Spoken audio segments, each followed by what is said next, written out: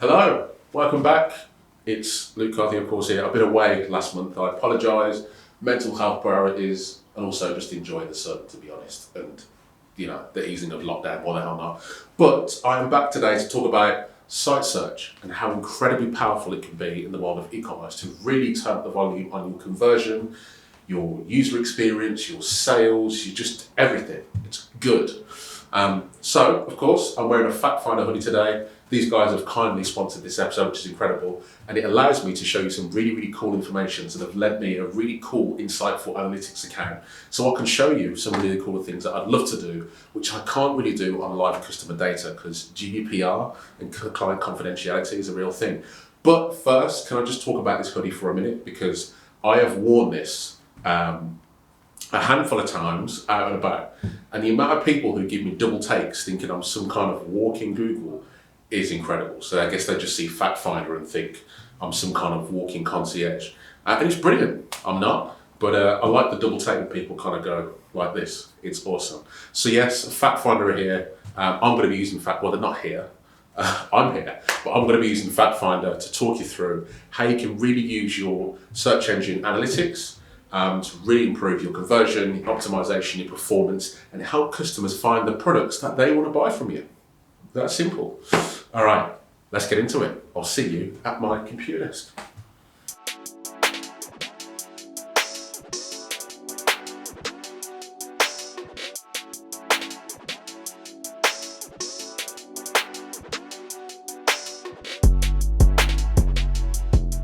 So here we are, back at my desk, looking at some really cool Fact Finder data. So really what we're going to look at is a 7-day period here, and start with the kind of blue bar, which has your key KPIs and, if you like, and key indicators for the last 7 days. So we can see here we've just had over 1 million searches in a week, which is pretty nice. 6 to 9 millisecond search time, which is just how long it takes Fact Finder to respond and give the juicy data that people are looking for. £7 million in sales this week. Nice. And £5 million of which were from Fact Finder, which is pretty impressive if I do say so myself, which equates to £7 in sales per search, which is pretty damn healthy. So I guess they're kind of like your health indicators, if you like, just to kind of give you a really top level perspective. But the really interesting and good stuff starts when we climb further down this report and jump into the sort of things that I look at, the things that I pay attention to, and where I find data to optimize and to make better and to refine, and of course find those conversion and sales opportunities. So really, let's get started with this one. Top 10 searches for the last 7 days. Nice and simple one really, which is, as it says on the tin, it literally is the top 10 searches for the last week. So we can see here we've got single word queries, and we'll come on to single word queries in a moment as to why they're so rife for opportunity, but often quite poor for conversion typically. But we can see here women, which is an interesting one. So for context as well, what I should add is that this particular client basically is Go Outdoors for, well, it's not Go Outdoors, it's a different brand, but it's the same sort of stuff that Go Outdoors do. So, weatherproof jackets, tents, all the sort of mad stuff that you like to buy if you're the kind of person who wants to camp in the countryside, which isn't me. But if you want to do that, you're one of those kind of people, then this is what these guys do. So women, jacket, shirt, walking, hiking, and map and so on, cycling. But what's really interesting is women is the single biggest query and has been the previous week as well. So we'll take a look into that in a little while. Sales from searches, so just a very quick indicator as to where their sales come from. And of course, at any point in this data, if you are a Fact Finder user, you can click on any of these graphs and dig into more data. We're not going to do that in this because I don't want you guys to fall asleep, and I don't want this thing to be an hour long. But we've got plenty to get through in the time that we've got together. And again, even simpler, just the total number of searches over that week period for each day of the week. And there's no weirdness here, I guess if you had any peaks and troughs, could it be a Black Friday thing? Could it be a technical issue? Could it be site launch day? Whatever. But if there's things that are irregular here, it's a good place to take a look. Now, this is where things start to get a little bit more magnified, and we look at a little bit more of the raw data. So anything you see in this browny orange, I'm going to call it brown, I think it's brown, is the previous week or the previous date comparison, and of course blue is the week that you're looking at. So top 10 trending, what we can see for sure is all of these kind of, on the surface, these ambiguous alphanumeric queries, particularly this one, which is a heck of a lot stronger this week than it has been last week. So we've got 273 searches this week versus 38 the previous week. So a pretty strong increase. Now, these ambiguous kind of what the heck might they be queries are often some of the most highly converting queries in the world of e-commerce, as crazy as it sounds. Why do I hear you ask? Well, it's because a lot of the time these queries can be SKUs, they can be part numbers, they can be some sort of unique identifier for particular products. And I see this time and time again in specialist industries, in the world of business to business, where people order, rather than searching for things that they might like, they're searching for things that they need, so like parts, especially in the world of tools and that kind of thing. So, if you've got something like this happening where a particular part number, let's say, is really popular this week compared to last week, is it a new product? Is it recently been brought back into stock? But the point here is there's a huge opportunity here to go and take a look at that query and make sure it's finding the product/products that the users will be expecting to find. It's a real opportunity here. And you can see that's the case with some of these other queries here as well. And to the contrary, we of course have the flop 10. I love that name, flop 10. We have the flop 10 searches for the last 7 days as well, which is exactly the same, but in reverse. So the queries that were doing better last week and aren't doing so great this week. So flop 10, again, part numbers, and this could be due to stock, lack of demand, seasonality, that kind of stuff. And actually on the topic of seasonality, so, we can find that with some clients, there can be a lot of peaks and troughs and trending emerges or trending stuff. I'm trying to be like cool and clever, and I can't think of the right word. Trending stuff that you find typically in the world of things like greetings cards, where you've got Father's Day coming, or Christmas, or birthday presents, or even like in the world of flowers, where certain flowers come in season, or you've got a mad rush of geezers at the last minute who are buying their partner's flowers for Valentine's Day. If you're one of them, which of course I'm not, where am I going with this? I guess the point I'm trying to say to you is this gives you, these top 10 trending and flop graphs will give you grassroots indications as to where those queries are. And of course, if things are really, ramping up, you can really make sure that those queries are being properly optimized. You can speak with your merchandising teams, your buying teams, your sales teams, and make sure that one, that particular query has been optimized as best as possible for the peak that might be coming, and two, you've got stock in and things are where they're supposed to be. Now, this is a really interesting graph, to be honest. I love this graph because this is a way of looking at the quality of the results in a way. So let me try and explain it, which is always a difficult part.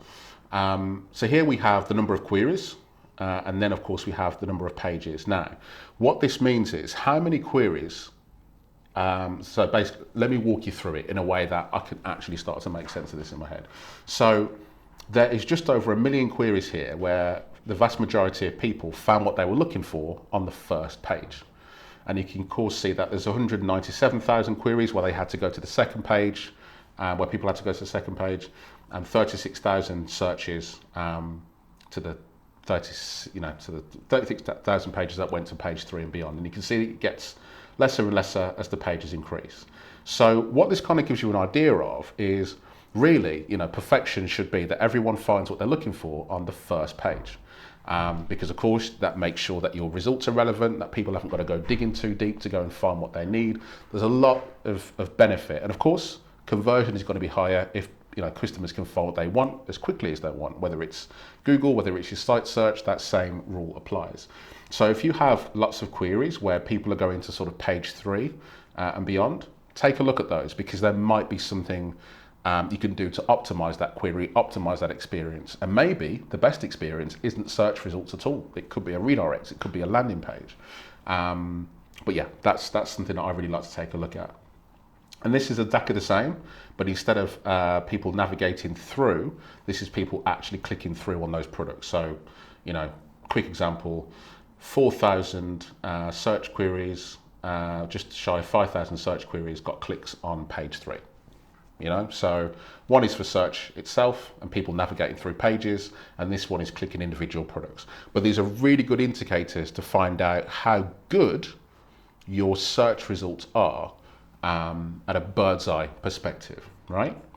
Now, this one is honestly, it's a really simple graph when I'm using it, but when I try and explain it, it's really difficult, but it's also really, really quite important.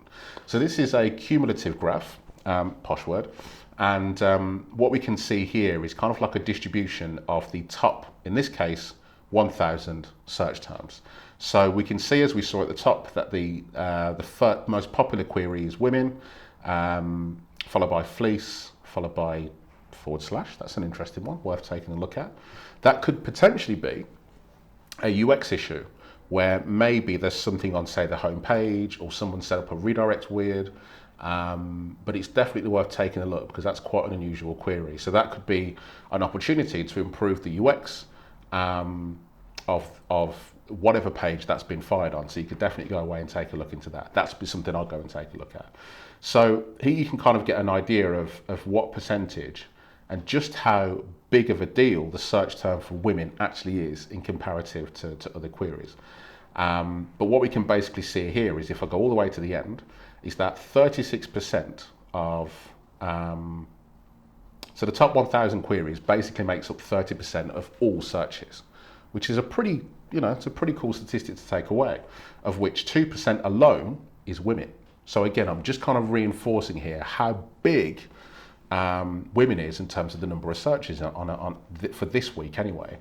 Now, this is where my SEO head comes in, because the general rule here is the more specific a query, the more detailed a query, the more likely that query is to convert, and the more specific the search term is what people are looking for. So, this is almost like you've got women, which is a really broad, top level. We haven't really got enough information to understand what they want, right? Especially if you are a brand who sells lots of women's clothing or lots of women's whatever it is that you might sell.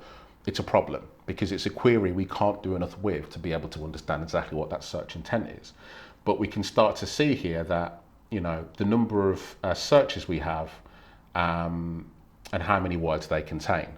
Now, here's the bit of the yin-yang effect going on, because as you can see here with this particular site, the vast majority of search queries have just one word in them. Almost 500,000 search queries are just one word. They're vague, they're broad, it's got to return lots and lots of products in most cases. And what we typically find is, as I've kind of alluded to, is that the fewer words you use, the worse the conversion. So my point here is there's a lot of opportunity, a lot of golden opportunity to really enhance and optimize these single word queries to really improve conversion, right? And start to see emergence of improved sales and conversion as a result. And what we can find in some of these cases is that single word queries showing search results might not even be the best experience. It might be better to go to a specific landing page or launch a campaign where people can choose what it is they're looking for. So using women as an example query, rather than showing a load of search results with maybe 500 products and 10 pages, that's a lot of product, and the chances are that the first page of products is going to be quite irrelevant to that particular user.